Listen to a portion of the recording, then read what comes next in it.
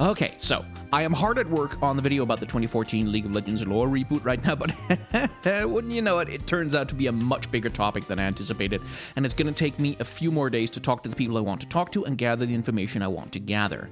Now, someone on the channel Discord asked me in passing what kind of YouTubers I like to watch, and that made me remember that in the long ago before times that the race of man has forgot, I did a list of 5 small YouTube channels that deserve your time. Well, I have a lot more subscribers now than I did back then, so I figure why not try and make myself useful and direct people to some good content so they have something to look at while I try and figure out, how to finish this giant thing. Hence, number 1, The History of Rock and Roll by J.T. Curtis.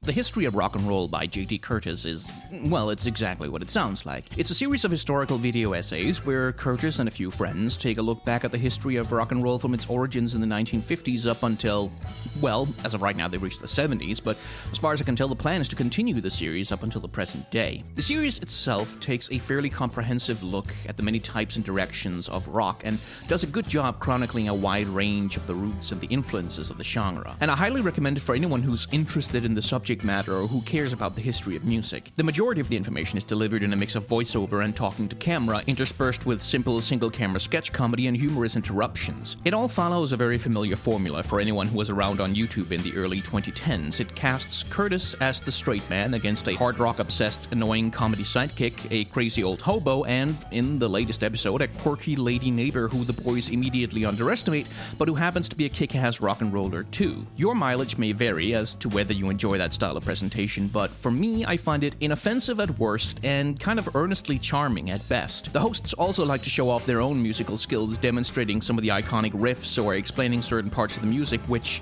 could be kind of annoying and cringeworthy. Except...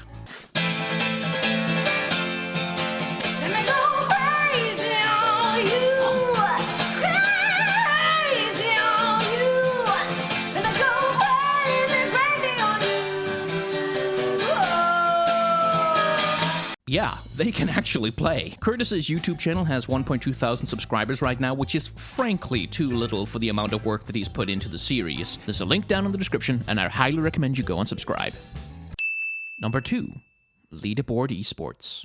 Leaderboard eSports is a fairly newly started YouTube channel run by Judy Jetset and Jimmy Jimbasco, creating videos about, well, eSports, obviously. Now, full disclosure, Jetset is a personal acquaintance of mine, and that's absolutely part of the reason why I'm recommending her YouTube project to all of you, but the channel itself is honestly also quite good. Leaderboard eSports is a mix of interviews, opinion pieces, and analysis, presented with a pleasant energy and a fairly high production value. I mean, seriously, look at that gorgeous main set. At the moment, a lot of their content centers around the Overwatch League, with Jimbasco breaking down key plays from competitive matches, and Jetset coming in for occasional commentary, punditry, and predictions. For me, though, the main attraction of the channel is the interviews, which so far include a 3-part deep dive into Smash Bros. Melee with Pro Smasher Hacks, and an extended interview with Nick Gossett of Gold Fruit Gaming, talking about how to create inclusive spaces for LGBT people in gaming. Leaderboard eSports has under 1,000 subscribers right now, so if you have an interest in eSports, the Overwatch League, or competitive gaming in general, why not head over and give them a subscribe from me? Link in the description. Number 3, Dan Root. Okay, you know how sometimes I get really excited about a piece of animation and I make like a 40-minute video frame by framing and gushing over it?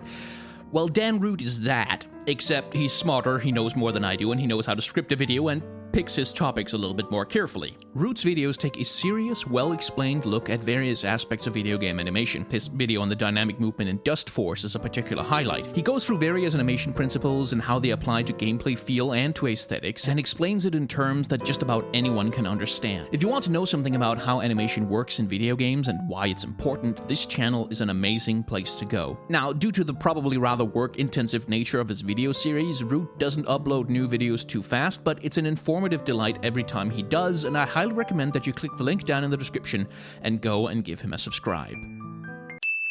Number 4, The Geek Critique. The Geek Critique is very much what I'd call classic gaming YouTube. That is, an enthusiastic host going through favorite video games and creating videos that straddle the line between review, analysis, and personal anecdote.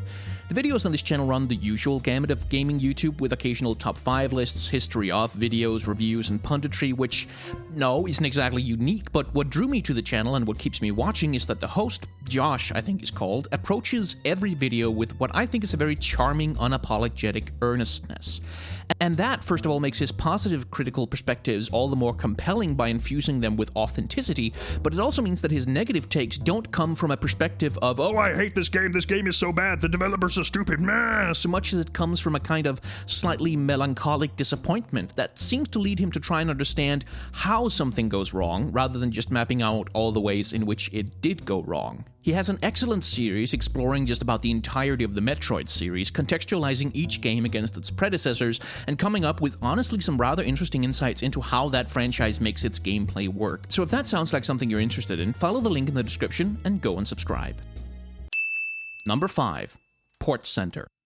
Okay, look, I know I talked about Port Center in the last one too, but this is a good video series. It really, really is, and not enough people are watching it. The host, Ben Patton, charts the history of ports of video games, telling their stories and laying out the fascinating ways in which both the practical and artistic aspects are handled when you need to take an iconic video game from one platform to another, and sometimes also terrible video games like Haunted Mansion. It's interesting, it's really well put together, and it's funny most of the time. Look down in the description. There's going to be a link to the episode he did about the Super Nintendo port of SimCity, which is just an absolute delight. And if you subscribe to the FilmJoy YouTube channel where it's hosted, you're gonna get Movies with Mikey too, which I promise you're going to love. So just give Port Center a chance, okay? Just go.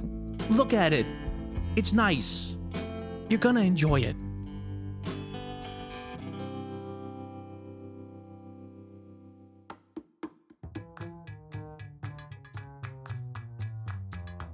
Okay, so there's some recommendations for you. I hope you find something you like, or at least that you give these things a chance. I enjoy them a lot, and I think they all deserve to be a lot bigger. A little bit of housekeeping. I am doing a Q&A video, and I'm taking questions for it. Click on over to the video that's going to pop up on your screen in just a second to find out all the details, and please go into the comments of that video and upvote any questions that you would like me to answer. Thanks for watching, and thank you for your patience.